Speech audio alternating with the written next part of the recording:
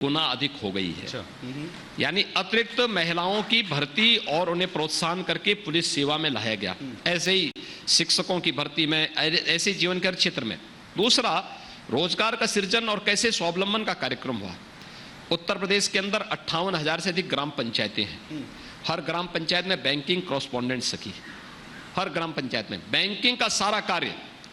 अब वे बेटियां गांव के अंदर किसी बुजुर्ग को, किसी व्यक्ति को अपना पैसा जमा करना हो, पैसा निकालना हो, बैंकिंग कॉरेस्पॉन्डेंट सखी इस कार्य को संपन्न करेंगे।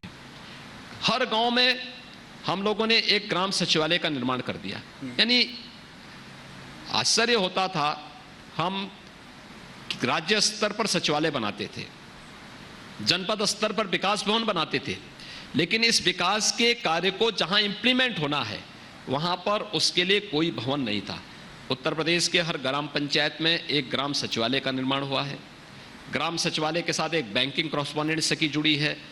ग्राम सचिवालय के साथ एक ग्राम सहायक जुड़ा हुआ है, जो गांव की योजना को बनाने में गांव के ग्राम प्रधान का सहयोग कर रहा है। वह कंप्यूटर के, हर एक ग्राम पंचायत में, ग्राम सचिवालय में कंप्यूटर लग चुके हैं। हमने ज्यादातर ग्राम पंचायतों को ऑप्टिकल फाइबर के साथ जोड़ करके, तकनीक के साथ जोड़ने का कार्य किया है। गांव के हर व्यक्ति को गांव के अंदर ही सुविधा प्राप्त हो, उसको जाति प्रमाण पत्र, मूल निवास प्रमाण पत्र, आय प्रमाण पत्र लेना हो।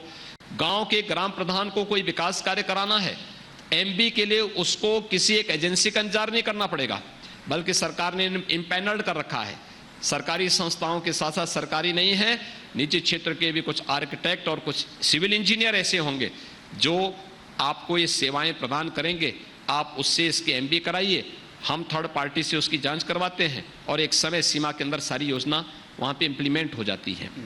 ये सिस्टम भारतीय जनता पार्टी की सरकार ने उत्तर प्रदेश के अंदर दिया है और उसका लाभ हर एक व्यक्ति को प्रदेश के अंदर प्राप्त हो रहा है। योगी जी, जाहिर सी बात है कि फर्क दिखता है। बीजेपी का एग्रेसिव कैंपेन है और अभी आपने दंगों की बात की तो हमें याद है कि उत्तर प्रदेश के आंकड़े दिखाते हैं 500 दंगे उत्तर प्रदेश में हर 5 साल में हुए। पिछली 12 से 17 के बीच में इतने दंगे हुए थे और 17 से अब तक आप देखेंगे जीरो दंगे हुए हैं। ठीक है, तो फर्क साफ है। बिल्कुल, ये भी फर्क साफ है कि इसमें भी कोई दो राय नहीं। जो आपने कहा, हमें ये भी याद है कि आतंकवादियों को छुड़ाने के लिए जो है अखिलेश सरकार ने जो है बाकायदा पिटीशन डाल दी थी, लेकिन हाई कोर्ट उन्होंने पिटीशन डाली नहीं थी। उन्होंने मुकदमे वापस लेने के लिए आदेश जारी कर दिया था। हाँ, हाई कोर्ट में एक सज्जन ने अपनी वहां पे PIL डाली और उसके माध्यम से कोर्ट से गुहार की कि आतंकवादी छूटेंगे तो कहीं कोई फूल तोड़े, पुष्प वर्षा नहीं करने वाले हैं, ये सब फिर बम विस्फोट करेंगे। क्योंकि इसमें 3 जगह तो ये थे, यानी लखनऊ, वाराणसी और अयोध्या, 3 जनपदों में तो कचहरियों पर भी हमले हुए थे। 2005 में अयोध्या में राम जन्मभूमि पर पहले हमला होता है। 2007 में काशी में संकट मोचन मंदिर पर हमला होता है।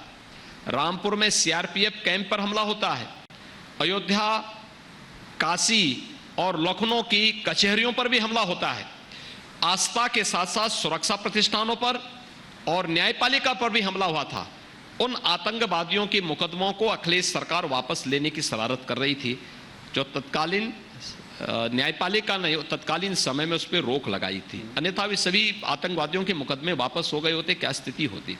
गोरखपुर में सीरियल ब्लास्ट के लिए जिम्मेदार जो आतंकी थे, उनके भी मुकदमों को सरकार वापस ले रही थी। और मैं धन्यवाद दूंगा उस समय के हाईकोर्ट को, जिन्होंने उस समय इन मुकदमों को वापस नहीं होने दिया था। अन्यथा क्या नजारा होता। तो पिछली सरकार आतंकवादियों के मुकदमों को वापस लेती थी।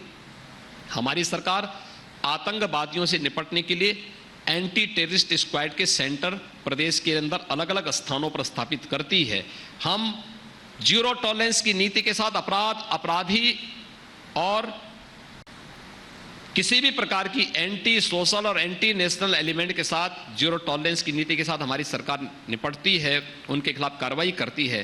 पिछली सरकार की संवेदना गांव के विकास के लिए नहीं थी, गरीब के उत्थान के लिए नहीं थी, महिलाओं के कल्याण के लिए नहीं थी,